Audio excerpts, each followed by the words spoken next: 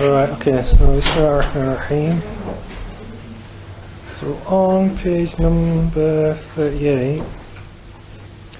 فَأَمَّا حِرْصُهُ عَلَى إِيمَانِ أُمَّتِي فَقُولْ we don't know. Okay, so 35. Some of these are just in the wrong order on here, so I don't know, they seem to mix the order up. So let's just read both of them and then we'll go through them. So أما نصحه في إداء رسالته ففي قوله فتولوا عنهم فما أنت بملومين ولو قصر لوجه إليه اللوم ومنها أن الله نزل على أمتي منازلة العدولة من الأحكام فإن الله إذا حكم بين العبد فجحدت الأمة تبليغ رسالته أحضر أمة محمد صلى الله عليه وسلم فيشهدون على الناس بأن رسلهم أبلغتهم وهذا خصيصة لم يثبت لأحد من الأنبياء. So another favor is that Allah exalted, He gave His community the ranks of just witnesses and just judges, just witnesses with respect to judges, for when Allah exalted judges between His slaves and the community and the nations that deny that the message was conveyed, the community of Muhammad will be summoned and they will testify that the people that their messages conveyed, testify against the people that the messages conveyed the message. This quality is not established by about any of the prophets or any of the other prophets. They did not get any of this.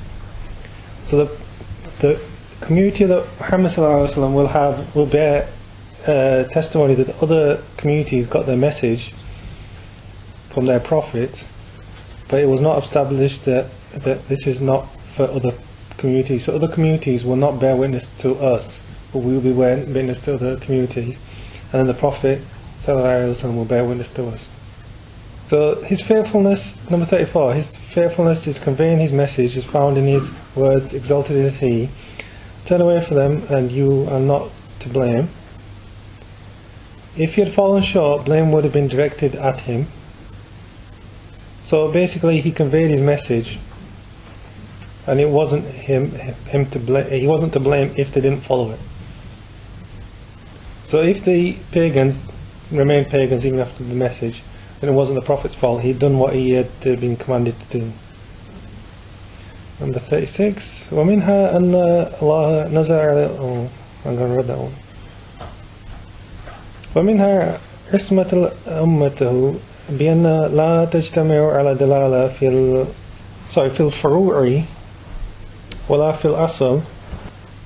So a similar favour is that his community is protected from agreeing on a misguidance in either subsidiary or central matter. So the Prophet said, I think the hadith in Tirmidhi, لا تجتمع أمتي على دلالة. So my community will not concur to a misguidance. I think the hadith in Tirmidhi, if I remember rightly. So this is a protection of the Muslim Ummah, that not all, if something's a misguidance, they all won't agree to it. So all the scholars won't agree to it if it's misguidance that's going to misguide people. And so that's one of the proofs. So if you get one group saying we have to do this and the rest of the group oppose them, then we know that one group on their own is not enough to make a consensus on the matter. It has to be the entire Muslim, or majority of Muslim scholars. So just one group, for example, saying something is incorrect. So for example, like the Wahhabis are accusing everyone of doing this and that, but it's only one group. So according to this hadith, are they wrong or right? They're wrong because the rest of them are saying they're all wrong, and it's only one group. Number 37. ومنها حافظ كتابه ولو اجتمع الأولون والآخرون على أن يزيدوا فيه كلمة أو ينقصه منها كلمة لعجوز عن ذلك ولا خفي ما وقع عن التبديل في التوراة والإنجيل. So another similar favour is the preservation of his book, i.e. the Quran. If the first and the last people were to agree to add a single word to it or to remove one from it, they would be powerless to do that. So the Quran, you can't add a word to it and you can't take away a word to it. While the alteration of the Torah and the Gospel is obvious. Is there a Quranic surah that says that? Yeah. Inna nanzalna dhikra wa inna lahu hafidhun. So we revealed the dhikr and we will preserve it. What surah is that? I think I don't know.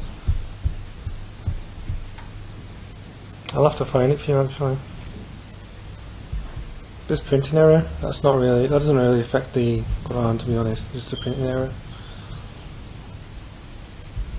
I don't know, I mean, it depends how bad it, I mean, even if it was really bad, it doesn't really make a difference.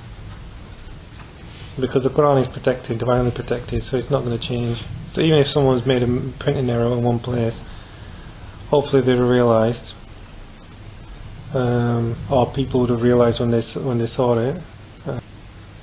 I don't think it's a major issue, it's probably just a printing error. You mean in terms of reward or something, or? Well, if they didn't know, then they can't. Their attention's still there. So if their intention was to read, like Surah Yasin, for example, for someone who's deceased, then they'll still get their reward of that intention. So they don't have to worry about that. But if it's if it's wrong, then it's more the sin's on the printers really. For printing something that's not useful.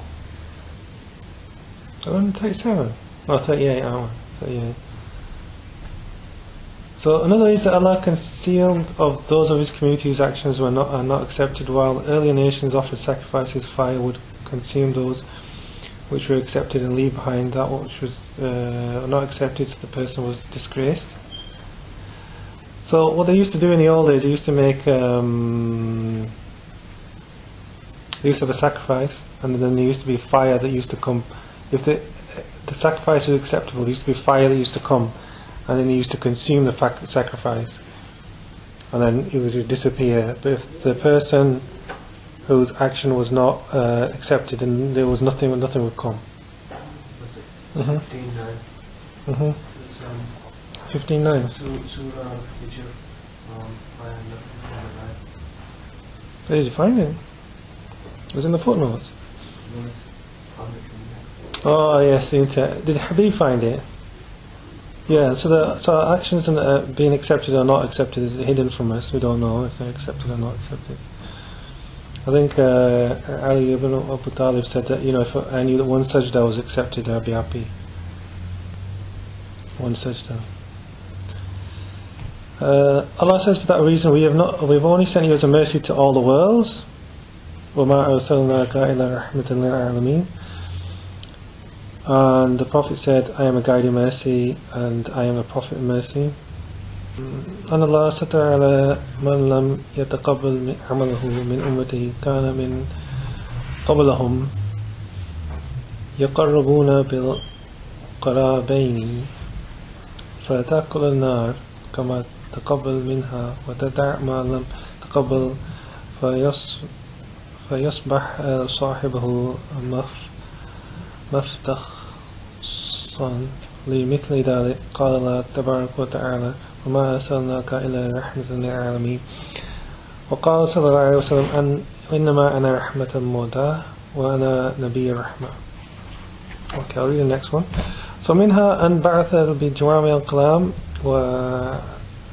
واختصر له الحديث واختصرا وفاق العرب في فصاحته وبلاغته كما فضل الله على الأنبياء ورسله من البشر فكذلك فضله على من اصطفاه من الرسل من أهل السماء وملائكته لأن فضائل البشر وفضائل الملائكة لقوله تعالى إن الذين آمنوا وعملوا الصالحات أولئك هم خير البرية. الملائكة من جملة البرية، لأن البرية خليقة مأخوذة من البراء الله الخلق، أي اخترعه وأوجده، ولا تدخل الملائكة في قوله إن الذين آمنوا وعملوا الصالحات، لأن هذا لفظ مخصوص بالإعراف الاستعمال بمن آمن من البشر، بدليل أنه هو متبادر إلى الأفهام على الإطلاق. فإن قيل البريئة مأخوذة من البراءة وهو التراب، والبشر مخلوق من التراب، فكأنه قال إن الذين آمنوا وعملوا الصالحات أولئك هم خير البشر. فالجواب من وجهين: الوجه الأول أن أئمة اللغة قد أعلوا البرية في الجملة وما تذكر حمزة. والوجه الثاني هو أظهر أن فعلا قراءة بالحمزة، فكل القراءتين كلام الله، فإن كانت إحدى القراءتين قد فضلت الذين آمنوا وعملوا الصالحات على سائر البشر، وقد فضلت فضيلتهم القراءة الأخرى على سائر الخلق. Okay, let's just catch up before I send you to sleep for the Arabic. So another is that he was sent with concise and but comprehensive speech. So that's Jawami al-Kalam. So what that means is he was concise in terms of words that he used, but comprehensive in terms of meaning. So the Prophet ﷺ would say, like Deen and Nasiha, religion is advice, or sincere advice, and what is sincere advice? Then you can go into advice. So from two words, basically, you can go into a large commentary about what advice is, who you're giving advice to, what is your advice, and all those sort of things. Was it Imam Shafi who said, he spent one night awake and he had deduced, I don't know how many legal rulings just based on hadith? Yeah, it was. Imam Shafi, was it? It was one of the Imams. Yeah, I think it was Imam Shafi who was doing something about what's it called now? One of the Sahabas, the son who had a parrot, I think it was, or a bird. And then he came to the house and said, Ya Nughair, Marfa'ala Nughair, or something like that. He said, how was it, you know, or he asked him, you know, oh boy, where's the Nughair, oh Nughair, where's the parrot? I think it was either a parrot or a bird. It was some kind of a bird, because it was kept in a cage or something, and basically it died the previous night. So then basically Imam Shafi, when he thought about it, he could think about different rules from this one hadith, like for example permissibility of keeping a bird, keeping it as a pet for a child. It's not dirty because it's in the house. It's not going to scare the angels away. All those sorts of things. So small. So he kept thinking about the ayah, and then everything started to come out. Another hadith is like what's the hadith about intention? Inna a'mal bin-niyyah. Thank you. So actions are commensurate to intentions, and then so intentions, it comes into like, according to some scholars, 70 chapters of fiqh. I think Imam Shafi said it comes to 70 chapters of fiqh. So just a small statement like that, then it gets into a lot of chapters. There's just a small statement of the Prophet, like what was it? Man ghashana laysa minna, whoever cheats is not one of us. So this is specific about trade, and so the whole trade, Muslim trade, is about this point, which is that we can't cheat people in trade. Because what happened was that the Prophet was there, and then there was a man, he had new dates on top and old dates underneath. and so he was trying to make it look like they were all new dates. And so when the Prophet put his hand underneath and found out that there was old dates underneath and then new dates on top, he said that, man ghashna laysa minna, whoever cheats is not one of us. Well, yeah. Is that with all trade? That's with trade and everything, Hajj Sahab. But it's just like that money. No, it doesn't matter. You can't cheat and earn money. No, but if somebody has to cheat to earn anything and they have to depend on that, they don't get any income. Yeah, but it's not worth it. No, but if they had nothing else, no income, they'd starve. It's better to starve than to cheat. It really is. It's better to starve to cheat. I have respect for someone who starves and who doesn't cheat and starves. I have no respect for someone who cheats and who cheats just to earn a living. Especially taxi drivers. In Muslim countries, they rip you off left, right and centre. Yeah, you can't rip off people and be happy about it because there's no blessing in that money. And money is the thing you asked about twice. There's nothing else in the dunya you asked about twice on the Day of Judgment. You asked about it, one, how you earned it, and two, how you spent it. Alright? So you asked about it twice, not once. Everything else you asked about prayer once, fasting once, everything else. But the money you asked about it twice. How did you earn it? How did you spend it? So if you earned it in a haram way, and then someone spent it in a haram way, he's punishable twice for it. But there's knock-on effects of that as well. If you're feeding your children, Yeah. It's basically haram, isn't it? Yeah. If you cheat, Yeah. then that's filter down and that's Yeah, yeah, going to yeah. affect their actions as well. Yeah. Yeah. Yeah.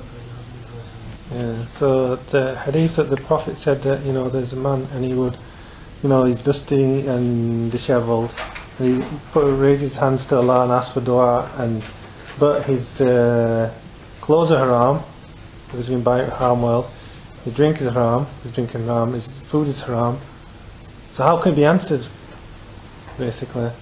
There's no way that it can be answered. So can you just go back to the hadith of intention? What did the Imam say? What's Imam say? Imam Shafi said it was 70 chapters of fiqh. That one. Yeah, that one hadith about actions are according to intentions, or actions are commensurate to intentions. So 70 chapters of fiqh. So you can't cheat and think it's okay. Do what you do. Alright, so number 40, Allah has favoured him over his human prophets and messengers.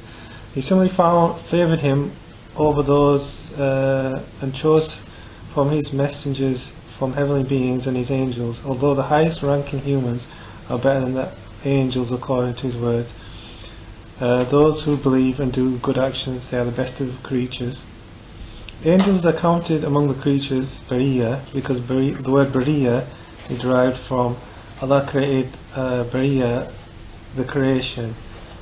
So it means Bidyah, which is the best of creatures, but creatures here is what's from Bidyah. Angels are not included in his words, exalted is he, those who believe and do good actions. Although they believe and do good actions, is because this expression is normally used for those of mankind who believe, as is evidenced by the fact that it is what usually comes to mind first. If it is said that Bidyah is derived from al-bara, which is earth, and the human being is created from earth, so it is as if he said, those who believe and do good actions, those are the best of human beings. In terms of the angels, they're commanded what to do, they don't have a choice, so they just do as they're ordered to do by Allah, so they don't do things by choice, which the human being does have a choice. So the 2 points applying to this: the amount of language counted Bidyah to be one of the words that in Arabic to omit the Hamza, and the second, the Hamza at the end. So the second is that it's even clear that Nafi' recited it with a Hamza. So I think it was Nafi', the freed slave of Ibn Umar. And both readings are the speech of Allah. In one of the two readings, those who believe are favoured over the rest of mankind, while in the other reading they are over all the creatures. Since it is confirmed the best of mankind are the angels and then the prophets, may Allah bless them all, are the best of those who believe and do good and do right actions as proven by His words, exalted is He. After mentioning the group of the prophets, all of them we favoured over all beings. This verse indicates that they are the best of mankind and better than the angels, because the angels are part of all beings. Whether the word is derived from alam or alama, since the prophets are better than the angels, the Messenger of Allah is the best of the prophets. So he's the best.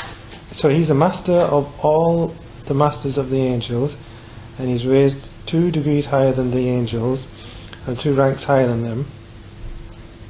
The amount of those 2 ranks and the nobility of those 2 degrees are known only by the one who favoured the seal of the prophets and the master of the messengers over all the worlds.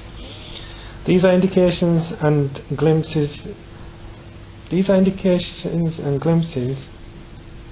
So, even some of them are sufficient. We ask Allah exalted by His favour and generosity to grant us success in following His Messenger and His Sunnah and His path and all His character, both in outward and inward, and to place us among His party and helpers.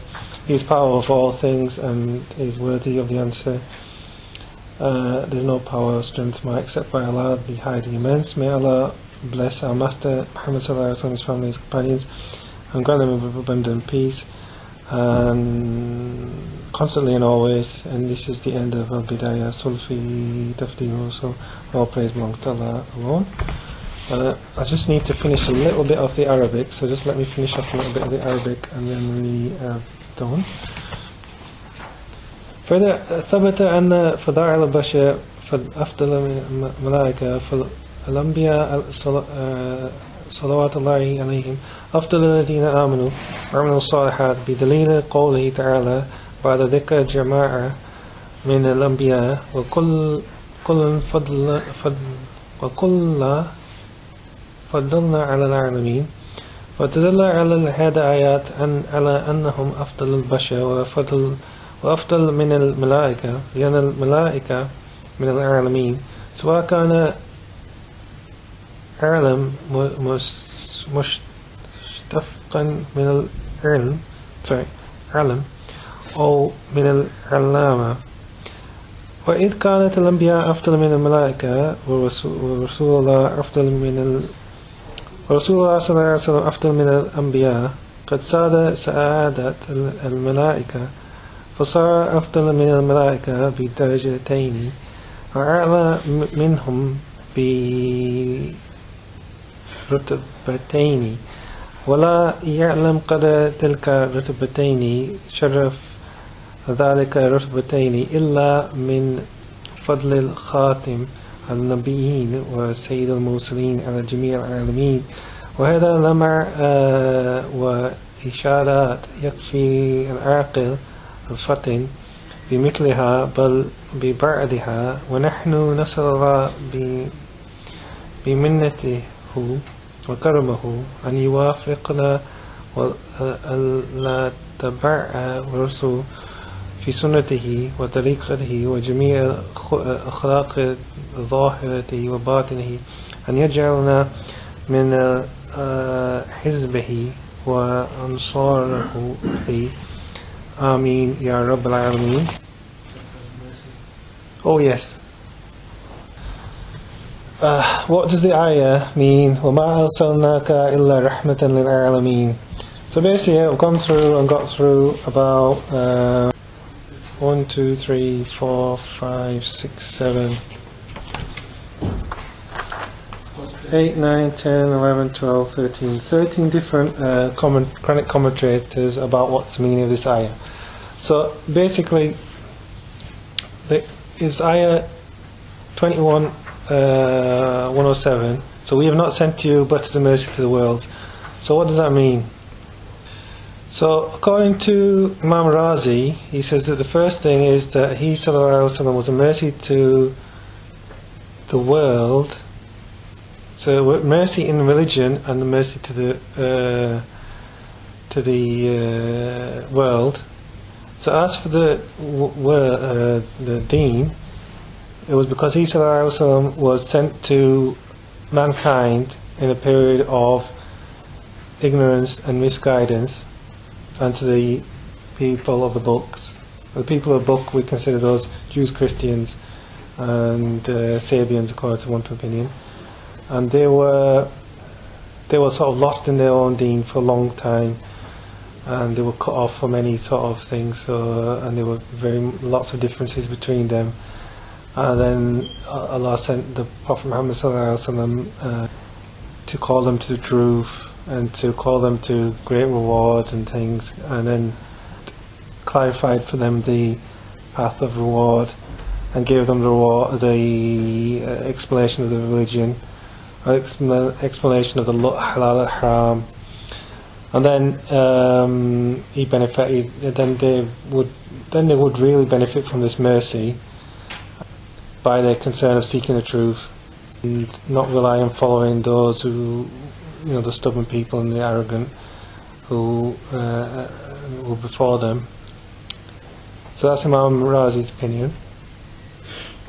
Imam Qurtubi says, he quotes Ibn Abbas, that's saying that the mercy was for anyone who was in the universe of the believers. The people who believed in him and trusted him were felicitous, and those who did not believe in him, of those who communities were in loss, and they were it says drowned, but they were like completely lost. Ibn Kathir narrates the hadith that we've gone through quite a few times, which was interesting actually, because it was actually, the hadith was actually in Uhud. So when the Prophet was surrounded by the polytheists, and one of the Sahaba said, "Why do you curse them?" So the Prophet said, "Inni lam abath la'anan, innama ba'ithtu rahmah." And it's taken out from hadith in Muslim. So the Prophet said, "I was not sent to curse people. I was not sent to curse. Inni lam abath la'inan, innama ba'ithtu rahmatan." So I was only sent to say mercy. I was just trying to see if you were following on. And so he said in another hadith, "Innama ana rahmatan mudah." So I'm just sent as a merciful gift.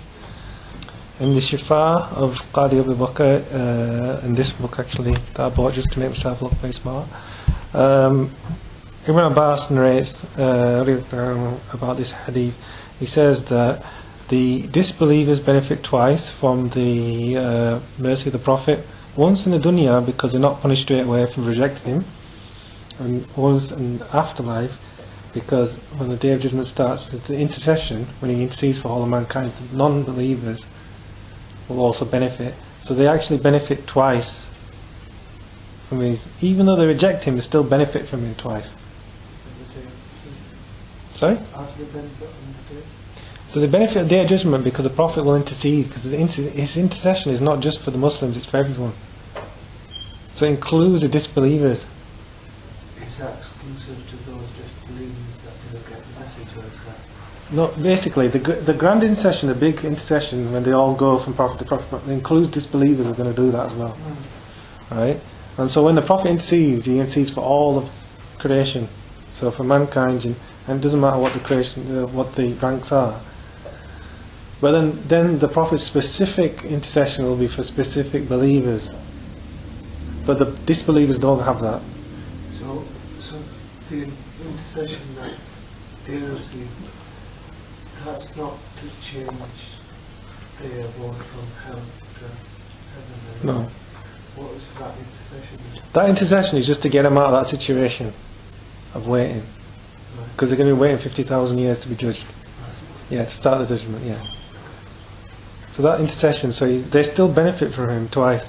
So then basically the Muslims, we benefit before them because we've been to the the basis of Yes. the grant person. Yes. We're not thirsty whilst Yeah. we're waiting there. Yeah. Because of the Prophet. And Yeah. thereafter we benefit. Okay? Yeah. And we also benefit because the paradise is not supposed to be open for anyone except for the Prophet. And then the Prophet will also intercede for us when where actions are being weighed. So we get more. And even though they reject him, they still get benefit from him. Even if they're denying him, in this world. Has the coffee kicked in yet? So Imam Baghawi says that the what it means by rahmatan lil mu'mineen, it means rahmatan lil mu'mineen, so it's mercy to all the believers. It's a specific mercy for them. And he quotes another opinion from Ibn Abbas, who says that this is about those who believe in him and those who don't. So whoever believe in him whoever believe in him have mercy in the dunya and the afterlife. But those who don't believe in him have mercy in the dunya by the delay of their punishment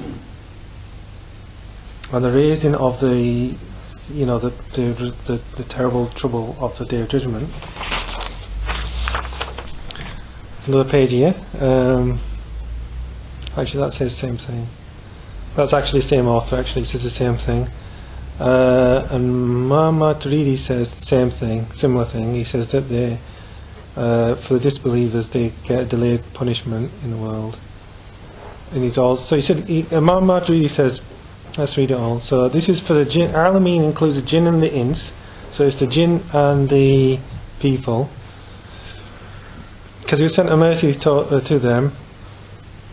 And his mercy contains three things. One is delay of punishment towards them. Two is a mercy for them when they followed him and became successful. And this is in the dunya afterlife, so it's in believers. And three is his intercession for the people who made major wrong actions in the afterlife. Because the Prophet said that Ashfa'a li ummati lil ahl al-kaba'ir. So that my intercession is for the people who did major wrong actions. But there's different levels of the Prophet's intercession. So if someone's got low rank in paradise, for example, he'll get an intercession that his high rank will be increased from the Prophet. So there's all this type of thing. So it's basically whatever the Muslim has, when the Prophet intercedes, will be more. So if the person's got low scale, then the Prophet will increase his scales. So he'll help him in every situation. Ibn Ajiba, which is also one of the Sufis of Morocco. So the meaning of Ma Arsalnaka is about mentioning the legal law that whoever follows him becomes a cause for his felicity in two worlds, i.e. dunya and akhirah. So he's saying more or less what everyone else is saying.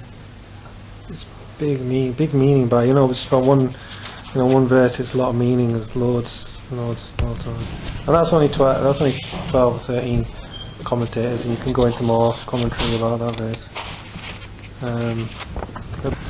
We're not getting a little bit, we're getting loads. It's by following the Prophet, we're getting loads and loads and loads of benefit from the fact that that we're here and things like this, and a lot of these benefits are sent to the Prophet, Ummah, like basically all technology, all this stuff, like even patterns, all this sort of patterns that we see, all these days. This was actually stuff that's actually taken from mosques and things like this. Like the Christians, what they used to do when they took Spain back over from the Muslims, they found that there was these very large structures of buildings, and they were very impressed by the structures. So what they used to do, used to get Muslim builders to build synagogues and actual other buildings. And so this is why. And I saw a picture of Shakespearean England, and it looked like a picture of Muslim world, because they just copied off the Muslims how they used to build things.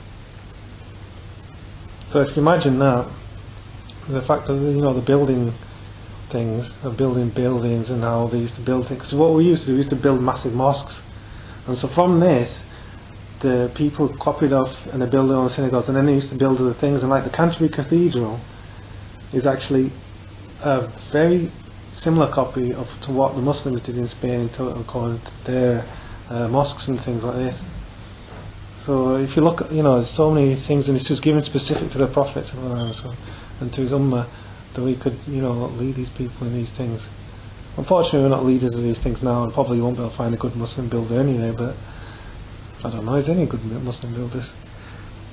So now, it's a bit sad really. It makes me confused sometimes, when, in the old days, you used to have Muslims who used to build their mosques and things like this, and there was barakah in those mosques, and then you get non-Muslims building mosques. And I don't think there's really the same thing. It's not the same thing. So may Allah bless the author, because mashallah has done a good work. Any questions at all? Anything? No? I hope you've enjoyed it. But we'll hope to do some more courses as well, inshallah.